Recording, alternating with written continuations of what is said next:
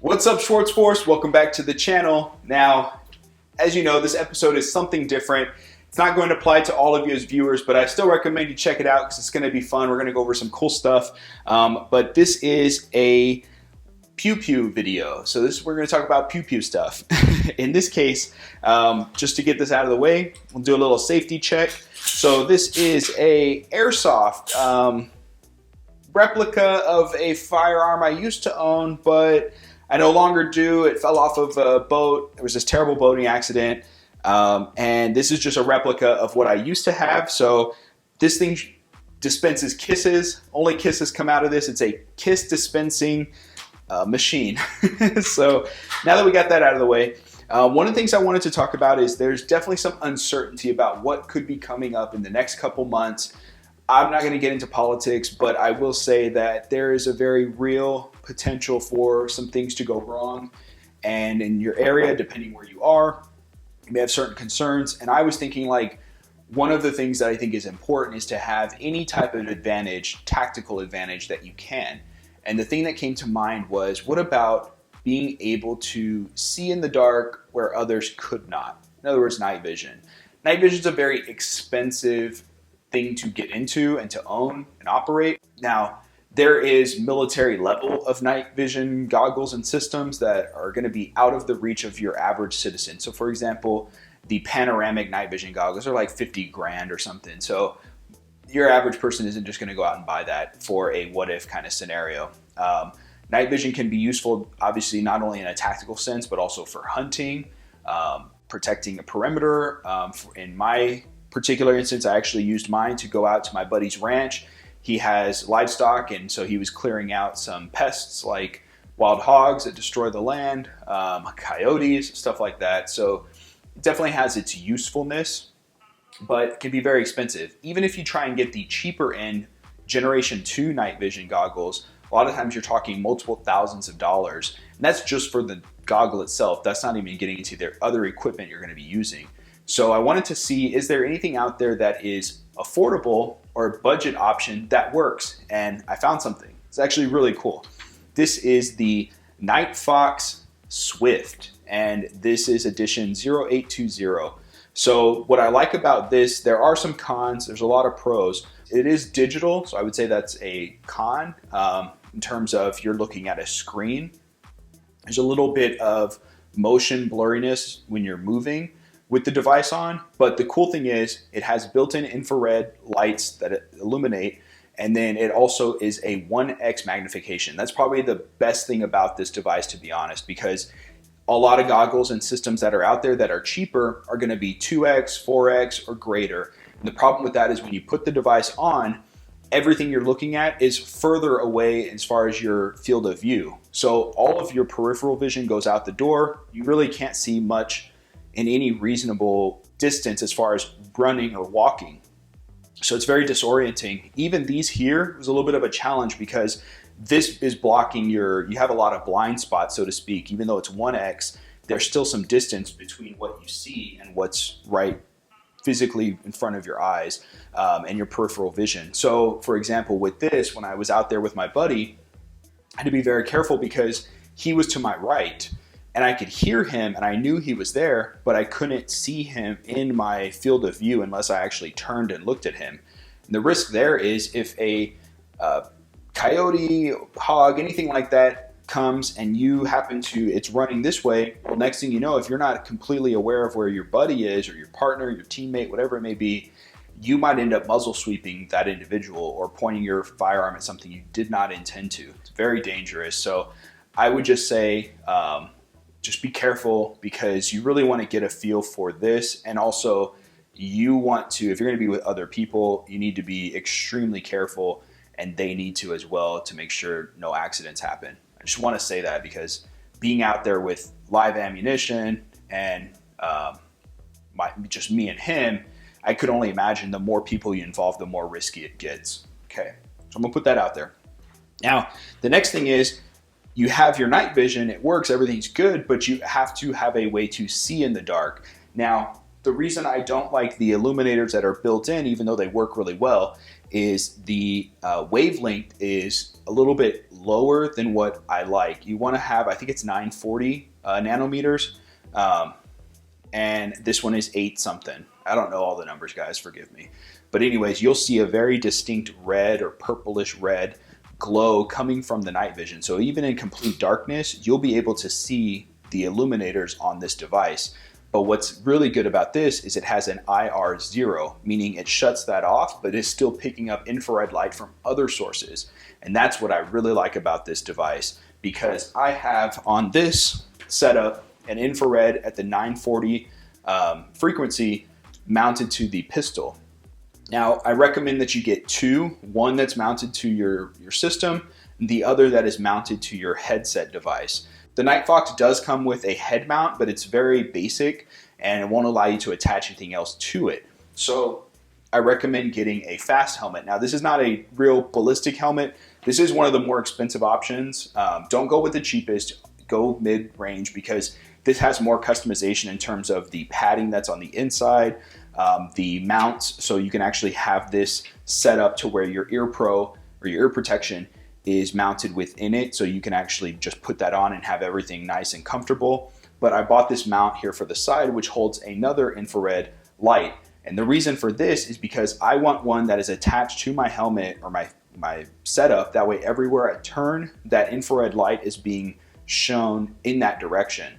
The last thing you want to do is be using your rifle as your flashlight to point at things or people to see something, and you might end up pointing that gun at a person or a thing that you do not intend to point it at. So again, want to keep safety in mind as our top priority. So have one that's specifically mounted to the rifle that you can turn on and off, and then have one that's on your helmet that you can keep on or off as well. Now, I did have a PEC 15, I guess you could say an airsoft version. So a PEC 15, and I'm going to show you a picture of it here, those run anywhere from about $1,300 all the way up to $3,000. Very expensive device. Again, more of your military or operator usage, not so much for civilians, but it does have its role. The thing I like about the PEC 15 is you have white light.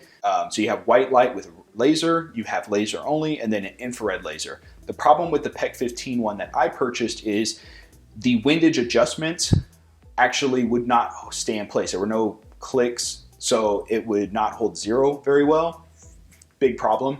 The other thing is the infrared laser and the visible laser were on the same windage adjustments, but physically the lasers were about 3/4 of an inch apart. So you could adjust the windage for one and zero it, but then if you switch to the other laser option, it's going to be off by that amount. And obviously as you go further out in distance, that's a big deal. Wasn't going to work for my setup.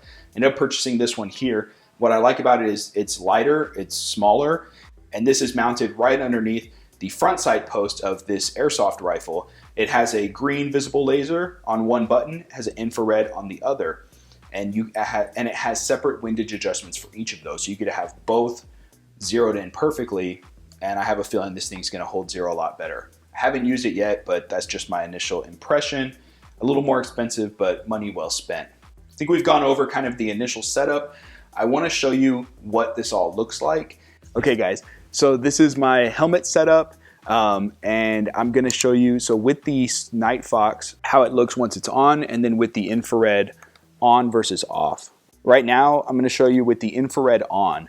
So you can probably see the red glowing, and this is infrared level 1. It actually has 7 options. So as we go higher up, 5, 6, 7, you can see how bright this is. Now, obviously in complete darkness, you will notice this. If I was out in the woods or hiding behind something and I had these on and was moving, you would definitely be able to see this, and it would probably catch your eye if you were also in darkness as well.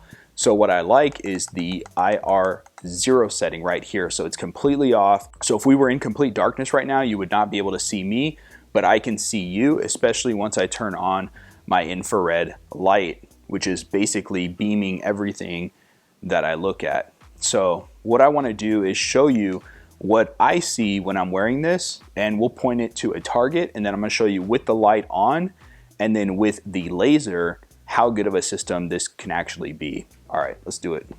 All right, so I'm going to go ahead and put us in complete darkness. There we go. So this is on infrared 1. This is using the infrared that is built in to the goggles itself. I'm going to turn that off. So this is infrared 0. As you can see, we're in complete darkness, right?